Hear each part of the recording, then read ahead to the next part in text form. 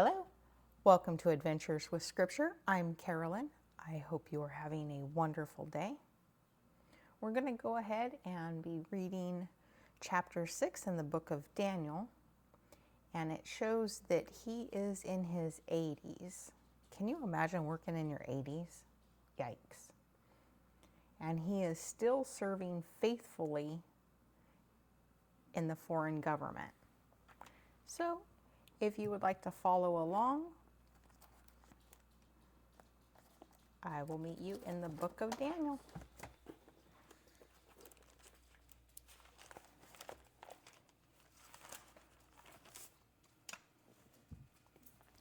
Darius the Mede decided to divide the kingdom into 120 providences, and he appointed a high officer to rule over each providence. The king also chose Daniel and 2 others as administrators to supervise the high officers and protect the king's interest. Daniel soon proved himself more capable than any other administrator, high officer, because of Daniel's great ability. The king made plans to place him over the entire empire. Then the administrators and high officers began searching for some faults in the way Daniel was handling government affairs, but they couldn't find anything to criticize or condemn. He was faithful, always responsible, and completely trustworthy. So they concluded our only chance of finding grounds for accusing Daniel would be in connection with the rules of his religion. So the administrators and high officers went to the king and said, "Long live King Darius. We all are in agreement. We administrators, officials, and high officers, advisors, and governors, that the king should make a law that will be strictly enforced.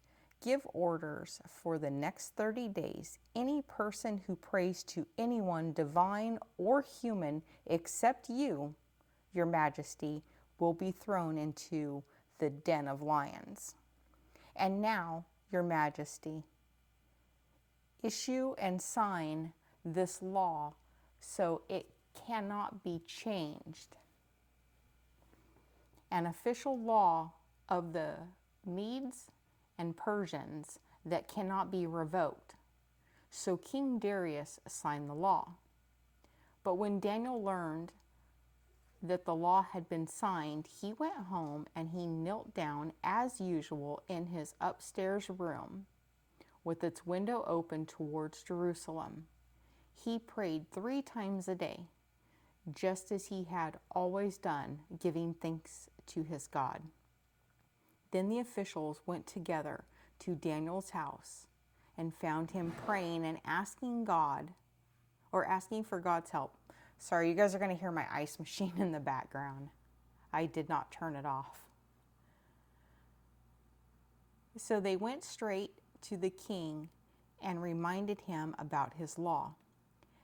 "Did you not sign a law that for the next 30 days, any person who prays to anyone, divine or human, except you, your majesty, will be thrown into the den of lions?" "Yes," the king replied, "that decision stands.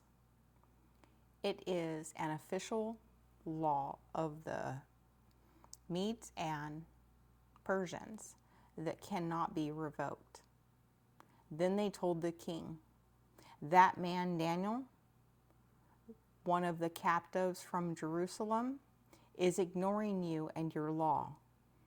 He still prays to his God 3 times a day." Hearing this, the king was deeply troubled, and he tried to think of a way to save Daniel. He spent the rest of the day looking for a way to get Daniel out of this predicament. In the evening, the men came.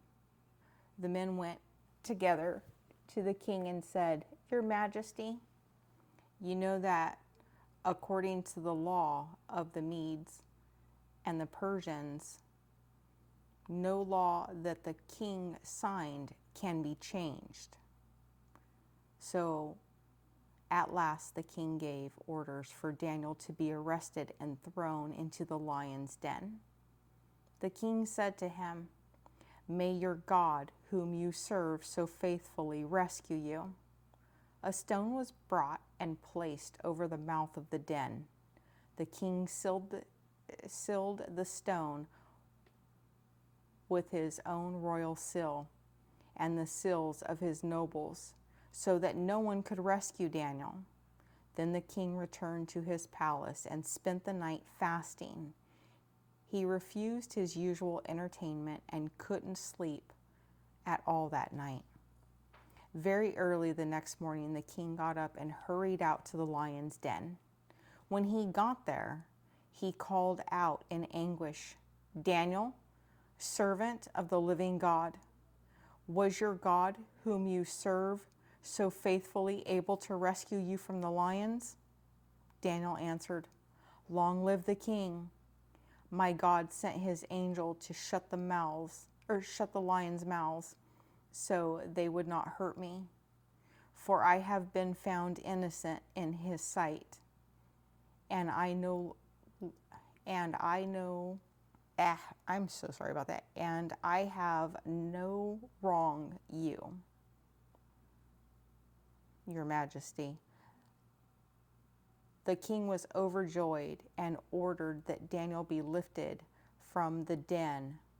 Not a scratch was found on him, for he had trusted in his God. Then the king gave orders to arrest the men who had maliciously accused Daniel. He had them thrown into the lion's den along with their wives and children. The lions leapt on them and tore them apart before they even hit the floor of the den. Then King Darius sent this message to the people of every race and every nation and every language throughout the world: "Peace and prosperity to you. I decree that everyone throughout my kingdom should tremble with fear before the God of Daniel. For he is the living God, and he will endure forever. His kingdom will never be destroyed, and his rule will never end. He rescues and saves his people. He performs miraculous signs and wonders in the heavens and on the earth. He has rescued Daniel from the power of the lions." Daniel prospered during the reign of Darius and the reign of Cyrus the Persian. I think I was a very small child when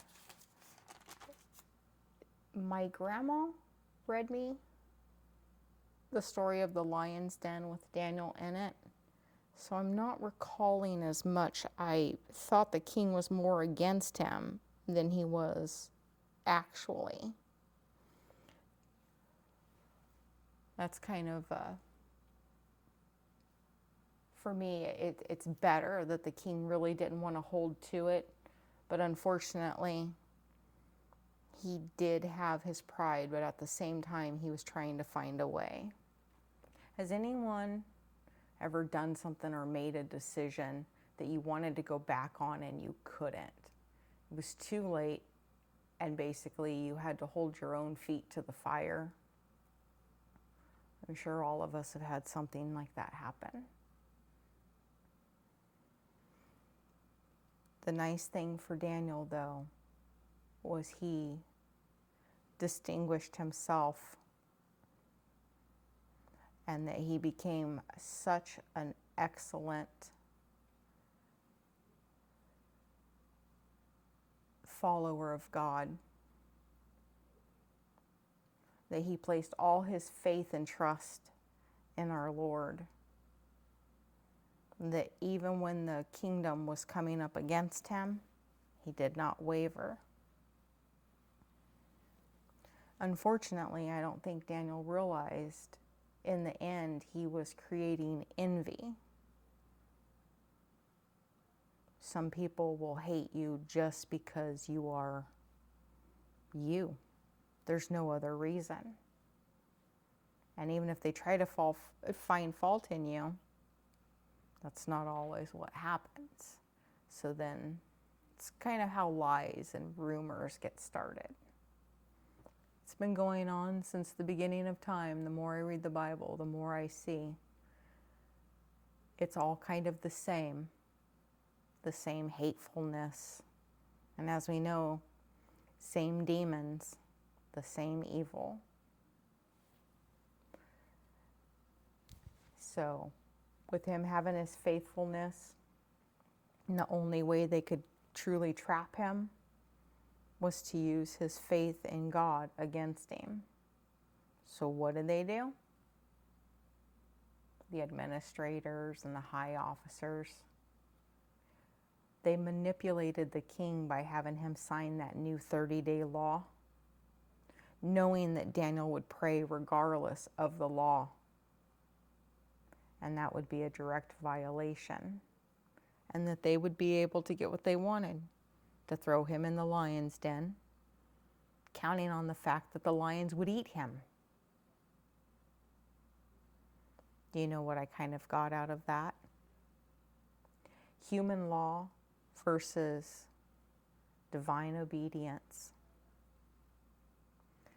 But you notice Daniel didn't panic. He didn't protest. He didn't hide. He openly prays. He's consistent about praying. Despite the cost, Daniel still prayed.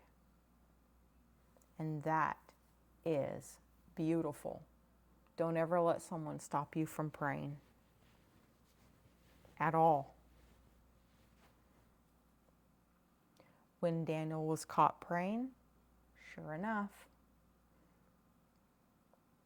it forced King Darius to have to make a decision that, as we read, he did not want to make. But unfortunately, as I said earlier, the king was trapped in his own pride because of his decree, because of his law.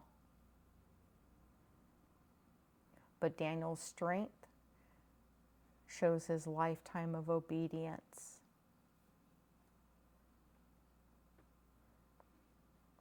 And sometimes it seems like evil schemes are successful, but it's only temporary. God is always in control. And what a lot of people, I guess you could say, nowadays we don't throw people into the lion's den to be eaten.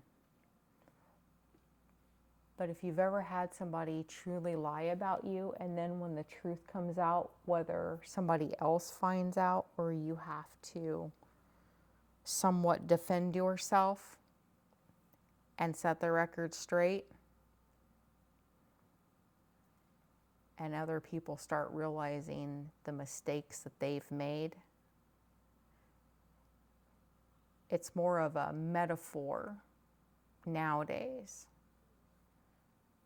because they become untrustworthy. Anyone that lies or they're very deceitful to try to harm someone just out of anger and malice and envy, jealousy, it's all dangerous.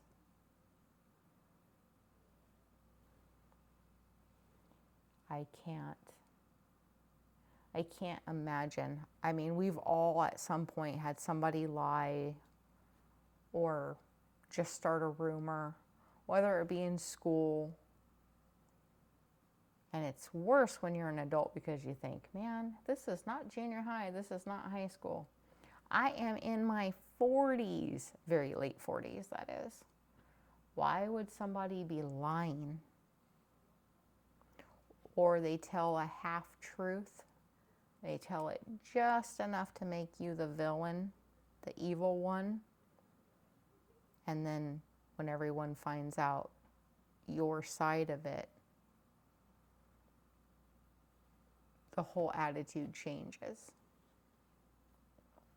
There was a video I seen many years ago, and there's this large dog, and he's walking along, and he's carrying, like kind of half dragging this cat.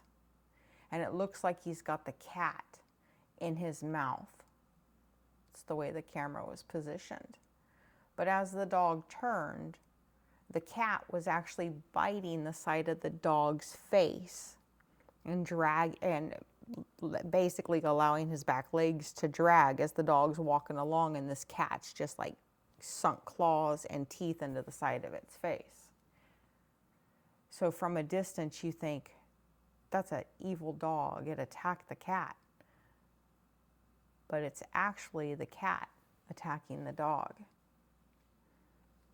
So I guess my main point is it's all about perspective, truth, and how you're seeing everything, what position you're in, and always make sure to look on both sides. One thing I've kind of, little saying I've said my entire life is there's 3 sides to every story. His, hers, and what God's seen. That's the best way to sum it up. I'm very thankful that this video is not going to be near as long as my last few videos have been. And I would also like to take the time to really thank you for watching my videos. It means a lot. Just in the last couple of days, I've accumulated 4 more followers. Thank God, He's blessing me every day. You guys are watching, and that means so much. And this week especially, means a lot. Sunday's just right around the corner, and